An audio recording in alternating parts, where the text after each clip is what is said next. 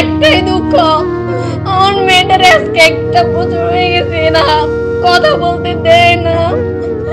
আমি 1 বছর আমি আমার বুকটা খালি হয়ে গেছে। আমি ভুল করছি, তার কাছে আমি ভুলের ক্ষমা চাইছি। আমি 7 বছর পর্যন্ত আমি আমার মেয়েটার বুকে ধরে রাখছি। ফেনী থেকে বলতেছি, ফ্যামিলিগত বিয়ে দেয় আমারে। উনি আগে দেশের বাইরে থাকতো, বাইরে থেকে আসি বিয়ে করছে উনি। প্রথম প্রথম থেকে আমি ওই ঘরে যাওয়ার পর থেকে আমার শ্বশুর আমারে একটা কথা বলছে, আমার ঠোঁট নাকি কালো, আমি নাকি সিগারেট খাই। আমার শ্বশুরে বলছিল এইগুলো ধরনের বিভিন্ন কথাবার্তা হইতো। প্রথম প্রথম আমি কোনো কিছু বলতাম না। হাজবেন্ডের কাছে আমি ওনার কাছে কোনো মানে অভিযোগ করতাম না, আমার ফ্যামিলির লোকে এভাবে করে কেন, এটা সেটা। উনি সবকিছু দেখতো, তারপরেও কোনো কিছু বলতো না আমারে। উনি তো বিদেশে থেকে একবারে যখন ক্যান্সেল হয়ে গেছে বেকারই আছেন উনি। তো আমার পার্সোনাল খরচ, যত যাবতীয় খরচ আছে, আমার আব্বু আম্মু আমার 4 বছর পর্যন্ত খরচ বহন করছে, যা লাগে আমার টুকিটাকি। কিন্তু এটা যৌথ ফ্যামিলি ছিল, তারপরেও ভরণ পোষণের দায়িত্ব জিনিসটা কি জিনিস এরা মানে বুঝতেই পারতো না। তারপর আমি ধৈর্য ধরছি যে যাক, জামাই একদিন হয়তো লাইন হবে, সবকিছু ঠিক হয়ে যাবে। এইগুলো এরকম করতে করতে আমি 4 বছর আমার কাটাই ফেলি। 4 বছরের ভিতরে আমার অনেক কিছু হয়েছে, আমার মারধরও করছে, যে আমার অসুস্থ হইলে কেউ আমার দেখতো না। আমার একটা বাচ্চা বিয়ের 1 মাস পরে কনসেপ্ট হয়ে যায়, মেয়েটার কথা চিন্তা করে করে আমি ধৈর্য ধরছি। কনসেপ্ট করে যে আমি অসুস্থ হই, এদের মানে খবরে থাকে না। তো যতক্ষণ পর্যন্ত আমার আব্বু আম্মু করতো না, ততক্ষণ পর্যন্ত এদের কোনো কিছু দায়িত্ব বলতে এদের মধ্যে নাই। আপনার হাজবেন্ড কখনোই কোনো কাজের চেষ্টা করা যে বাংলাদেশে কোনো কিছু করবে? উনি এমন একটা মানুষ, কোনো কিছু থেকে নিজে থেকে চেষ্টাও করতো না। বাচ্চা যখন 5 মাস হয় তখন আমি ডাক্তার দেখাতে যাই আলতা করানোর জন্য। ওনারা বলে টাকা নাই, কিভাবে দেখাবো, কিভাবে কি করবো। তো পরে আমি আমার আব্বুরে বলি, আব্বু আমার তো এমনি এমনি ডাক্তারের কাছে যাবো, এবারে কিছু টাকা দেন। আমার আব্বু আবার দেশের বাইরে থাকেন, ওনারা যখন যেটার জন্য বলি উনি পাঠায় দেন। এরপর আমি ধরেন কাজকর্ম একটু কমাই ফেলি, যখন যত দিন যায় তত। তাহলে মানে সবাই কাজ করার জন্য চাপ দেয়, এই যে আমি কাজ করি না কেন, আমি এটা করি না কেন, ওইটা করি না কেন। কিন্তু ওর মুখ দিয়ে একটা কথা বাইরে না, আমি যে এই মেয়েটা যে একটা বমি করে, এই যে এই মেয়েটা খাইতে পারে না, এই দিকে কোন তাদের কোনো খেয়াল থাকতো না। এভাবে যখন আবার 7 মাস হয়, আমি ঘর ঝাড়ু দিই না, আমি কলস ফুরাই না, আমি পাতিল মাজি না, এইগুলো দিয়ে এদার্স ঘরের ভিতরে যা অশান্তি এগুলো নিয়ে হইতো। এরপর আবার 8 মাস হয়, 8 মাসের সময় সকালবেলা আমি ঘুম থেকে উঠছি, কাজকর্ম করলাম, শুধু 2টা ফাতিল নিয়ে ঘরে বাইরে থেকে ঘরে যাইতেছি, ওই দিন ওনার সামনে পড়ছি, আমি একবার উফর হয়ে পড়ছি।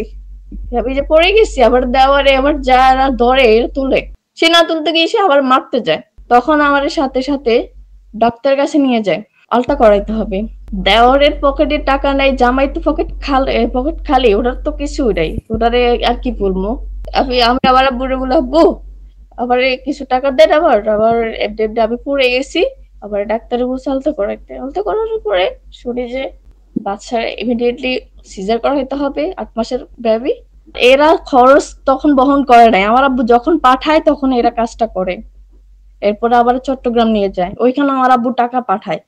এরপর আমি যখন আমার বাচ্চাটা হয়, এনআইসি তে 15 দিন ছিল, ওইখান থেকে নিয়ে আসলাম, খরচ কিছু হয়েছে। আমার আমার বা 30,000 টাকার বাজার করে নিয়ে গেছে, নাতনি হয়েছে। আর এদের কেউ খুশি না, সবাই নারাজ, কেন এত কম জিনিস নিয়ে গেল, এটা সেটা নিয়ে আমার অনেক কথা শুনাইছে।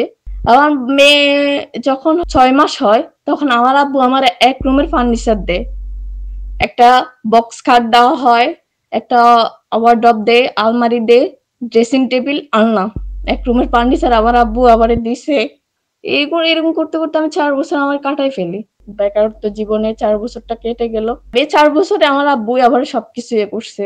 আমি এই জিনিসটা আশা করতাম যে সে আমার জামাই আমার জন্য কিছু নিয়ে আসে কিনা। কখনো আমার জন্য একটা নিয়ে আসে, বলো না ধরো এটা তোমার জন্য নিয়ে আসছি। পরে আমি এটা বললাম যে আপনি কিছু একটা করেন, আপনি কিছু না করলে আমি এভাবে কয় কাল আমি আমার বাপ থেকে আনবো, বাপে কয় দিক চাইবো, আপনি দেশের বাড়ি যাবেন? এ বলে কিভাবে যাবো, টাকা নাই, টাকার ব্যবস্থা আমি করব। আমি এই সাহসটা আমি ওনার দিই। ওরাই বিদেশের লাইন দিছে ওমানের জন্য, আমার আব্বু 1,20,000 টাকা দে।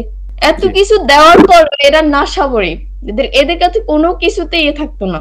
এখন বিদেশে গেল 4-5 মাস এভাবে সুন্দর বিদেশের লাইফে ওনার সাথে আমার ভালোই যোগাযোগ হচ্ছে, কথাবার্তা চলতেছে, মেয়েরে দেখতেছে করতেছে। হঠাৎ দিনকে দিন সে আমার সন্দেহ করে। আমি কেন ছাদের উপরে যাই কথা বলি, আমি কেন পুকুর ঘাটে যাই কথা বলি, আমি কেন বাজারে যাই, আমি বাপের বাড়ি বারবার আসতে পারবো না, মানে এইসব ধরনের কথা উসুল্লা ধরে সে আমার সাথে আমার গালমন্দ করবে। আপনি কি আসলেই ছাদে গিয়ে পুকুর পাড়ে গিয়ে কথা বলতেন? মা বাবার সাথে আমার হয়তো পার্সোনালি কোনো সময় আমি সবকিছু কি শ্বশুর বাড়ি থেকে অ্যান্টিফাই করতে পারি বাপের বাড়ির জিনিস নিয়ে?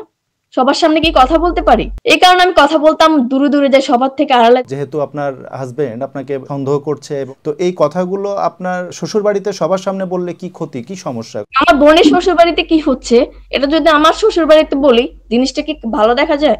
এই কারণে এগুলো নিয়ে আমি কারোর সাথে কথা বলতাম না। এইভাবে 1 বছর চলে গেছে, তার প্রবাস জীবনে 1 বছর শেষ হয়ে গেছে। তারপরে যায় আমার একটা ছেলের সাথে ফ্রেন্ডশিপ হয়, ফেসবুক ফ্রেন্ড। তার সাথে আমার প্রেমিকের সম্পর্ক ছিল না।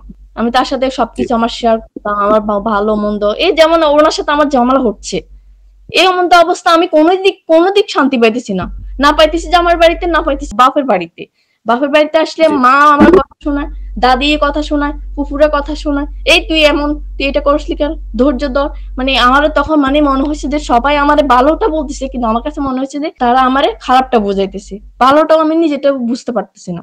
এই এমন তো অবস্থা। তার সাথে আমার হাই হ্যালোতে কথাবার্তা হইতো, আর সবটা শেয়ার করে আমি হ্যাঁ আমি একদম বিবাহিত মেয়ে, আমার একটা সন্তান আছে, আমার সংসারও আছে, যার সাথে এবার এভাবে কথাবার্তা কন্টিনিউ হচ্ছে। কিন্তু 15 মাস পার হওয়ার পরে হেড বাইরা সবাই মিলে এক কথা হয়ে গেছে, আমার তারাই দিব আমি কারোর সাথে কথা বলি, এই সে এগুলো নিয়ে তারা ধরছে। ততদিনে আপনার শ্বশুর বাড়ির পরিবারের লোকজন জেনে গেছে যে আপনি কারোর সাথে কথা বলছেন, জানছে যে আমার কারোর সাথে সম্পর্ক আছে। আবার এখান থেকে আমি একটা টিকটক আইডি খুলছিলাম, তখন নতুন নতুন টিকটক আইডি খুলছি। টিকটক আইডির আমার ভিডিও গুলো আমি কখনো ফেস দেখা ভিডিও করতাম না।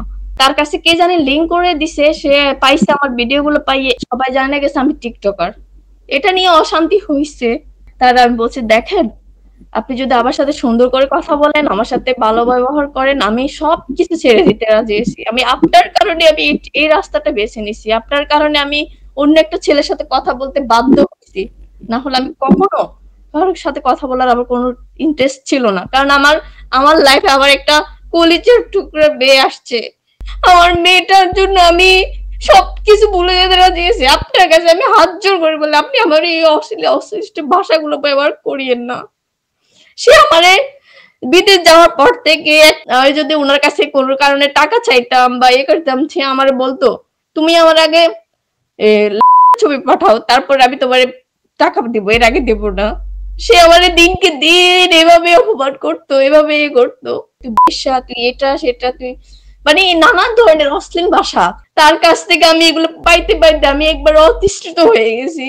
পরে এগুলা নিয়ে আমি একদিন আমার সবাই আমি বলছি, আমি আমার বাড়ি খবর দিয়েছি, মা আপনারা আসেন আবার নিয়ে যান, না হলে আমি সুইসাইড করবো। আপনারা কি করবেন আপনারা এটা জানি না, না আপনারা যদি না নিয়ে যান আমি মাস পাইবেন। তারা বলছে ভাই তোর সাথে আমার দ্বারা সম্ভব না, তুই আমার দিয়ে দে, আমি আমার একবারে মুক্ত করে দে, আমার তোর সাথে আমার সংসার ঠিকবে না, আমি পারবো না, আমি কন্টিনিউ করতে পারবো না, আমার দ্বারা সম্ভব না। আপনি যে ছেলেটার সাথে কথা বলতেন সেই খবর কি আপনার জামাই পেয়েছিল কিনা? যখন আমি আবার বাপের বাড়িতে চলে আসি তখন জানতে পারে আমার ছেলেটার সাথে আমার বন্ধুত্ব সম্পর্ক, সে প্রেমিকের সম্পর্কে নিয়ে গেছে। ছেলেটা আবার বোঝাইতো, অনেক বোঝাইতো, বলো যে ধৈর্য ধরো, ধৈর্য ধরলে হয়তো ভালো কিছু পাইবা তুমি, এটা সেটা আমার অনেক বুঝাইতো। আমি বলছি দেখো আমার এর সাথে আমি সংসার করবো না। কারণ যে ছেলে টাকা দেওয়ার আগে, মেয়ের খরচ দেওয়ার আগে, আমার খরচ দেওয়ার আগে সে আমার কাছে ছবি চায়, সে আমারে অমুক করবে সমুক করবে, সে আবার বলে যে তুই যদি উল্টা পাল্টা চলস তোর ছবি আমি সারা বিশ্বে ছড়াই দেবো। আমি কি করব? ফেসবুক ফ্রেন্ড এ আমার আশ্বাস দিছে যে তুমি যদি এর ছাড়ো ঠিক আছে আমি তোমার বিয়ে করব। সে আমার বলছে তুমি যদি চাও আসতে পারো, আমার কোনো আপত্তি না, আমি সবকিছু তোমার জেনে শুনে আমি নিতে চাই। পরে আমি কি করতাম, আমি বাপের বাড়ি তো আসছি, এখানেও শান্তি পাইতেছি না। স্বামীর কাছে কল দিলে তার কাছেও শান্তি পাইতেছি না। স্বামীর বাড়ির লোক তো সবাই আসে আমার কথা শোনার জন্য। তখন আমি পাগল হয়ে গেছি, পাগল দেওয়ান, আমার ওইখানেও শান্তি লাগে না, এখানেও শান্তি লাগে না। পরে আমি কি করি, আমি যে ছেলের সাথে আমার সম্পর্ক হয়েছে সে কিন্তু সৌদি আরবে থাকে, সে কিন্তু দেশে থাকে না। আচ্ছা, তার মার সাথে কথা বলি, বলি যে আন্টি আমি আসতেছি আপনাদের বাড়িতে। তার মা কি আগে থেকে জানতো আপনার সাথে তার ছেলের যে আবার এদিকে সম্পর্ক চলছে, এটা কি তার মা জানতো? হ্যাঁ, হ্যাঁ, সে বলছে আমি তো এমনি, এমনি মেঘটাতে পছন্দ করি। মানে আমার আবার ব্যাকগ্রাউন্ডের আগে ঘটনার কথা, জীবনের কথা বলে নাই। মানে আমার বিয়ে হইছে, বাচ্চা আছে এরকম কিছু বলে নাই। তারপর? পরে আমি এখান থেকে প্ল্যান করে চলে যাই। তার সাথে আমার ফেসবুকে ফ্রেন্ড, তার বাড়িতে আমি চলে যাই। তার মার কাছে চলে যাই। আমার মেয়েটার আমি আমার মার কাছে রেখে গেছি। তখন আপনার ফেসবুকের ওই প্রেমিক ও তো সেই সময় সৌদিতেই ছিল নাকি দেশে ছিল? সৌদিতে ছিল। তা আমি এখানে গেলাম, তারা সবাই মিলে বলছে যে আমি পলাই গেছি, এসে মেরে রাখি চলে গেছি। তা মেরে রাখি যখন চলে গেছে, আমার মেরে এরা আসি নিয়ে যায়। বর্তমান স্বামীর পরিবার পরবর্তীতে আপনার বাচ্চাটাকে তারা নিয়ে চলে যায় আপনাদের বাসা থেকে? মেরে নিয়ে গেছে, নিয়ে যাওয়ার পরে আমি ওইখানে ছিলাম, আমি আর এখান থেকে আর আসি নাই। আমার মানে আমার আব্বু পুলিশের সাহায্য নিয়ে লোকেশন ট্র্যাক করে আমার 1 মাস পরে পায়। বলছে যে আমার আব্বু, আমার তুই কি চাস? আমি বলছি আমি এর সাথে সংসার করতে চাই না, তার আমি ডিভোর্স দিতে চাই এবং কি আমি এরে বিয়ে করতে চাই। মানে বর্তমান যিনি আছেন তাকে ডিভোর্স দিতে চান আর ফেসবুকের ওই ছেলেকে বিয়ে করতে চান, আপনি এটা বলেছেন? হ্যাঁ, এটা বলছি। পরে আমার আব্বুরা ওই ছেলের ব্যাকগ্রাউন্ড সম্পর্কে, সবকিছু সম্পর্কে জানে নিচ্ছে। মানে ছেলেটা কেমন, ফ্যামিলিটা কেমন, সবকিছু জানছে। তো আমার আব্বু ওই ডিভোর্সের ব্যবস্থাটা করে। ডিভোর্স আমি পাঠিয়ে দিই, 3 মাস পরে আমাদের বিয়ে হয়। আমরা ফোনে বিয়ে করি। দেশে আসেন না উনি। এখন কেমন আছেন? আলহামদুলিল্লাহ। যে ছেলেকে আমি ফেসবুকে যার সাথে আমার সম্পর্ক হয়েছে তার সাথে আমি হয়তো টাকার দিক নাই, তার দিকে মনের দিকটা আছে। আমার একটাই দুঃখ, আমার মেয়েটার আজকে 1 বছর হয়ে গেছে না, কথা বলতে দেয় না, করতে দেয় না, দেখা করতে দেয় না। মেয়ের সাথে আমি কোনোভাবে কন্ট্যাক্ট করতে পারি না। যাদের সাথে আমার কন্ট্যাক্ট করার একটা পদ্ধতি ছিল, রাস্তা ছিল, সেই রাস্তাগুলো বন্ধ করে দিছে। আমি 1 বছর আমি আমার বুকটা খালি হয়ে আছে। আমি ভুল করছি, তার কাছে আমি ভুলের ক্ষমা চাইছি, কে আবার আর করে নাই। আমি আমার মেয়েটারে আমি কোলে রাখি, মেয়েটারে আমি 8 মাসের বাচ্চারে আমি দুনিয়াতে আনছি। আমি 7 বছর পর্যন্ত আমি আমার মেয়েটার বুকে ধরে রাখছিলাম। আমার একটাই চাওয়া, আমার মেয়েটা আমার কাছে আসুক, আমি ওর সাথে একটু কথা বলি, দেখা করি। এরা আমার মেয়েরা দেয় না, দেখতে দেয় না, কথা বলতে দেয় না।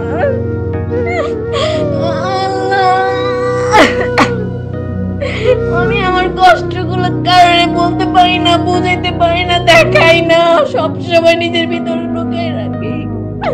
আমার মেয়েটার জন্য আমি আমি দিন রাত আমার খাইতে গেলে মনে পড়ে, ঘুমাইতে গেলে মনে পড়ে। আমি আমি যেদিকে তাকাই সবকিছু আমার খালি।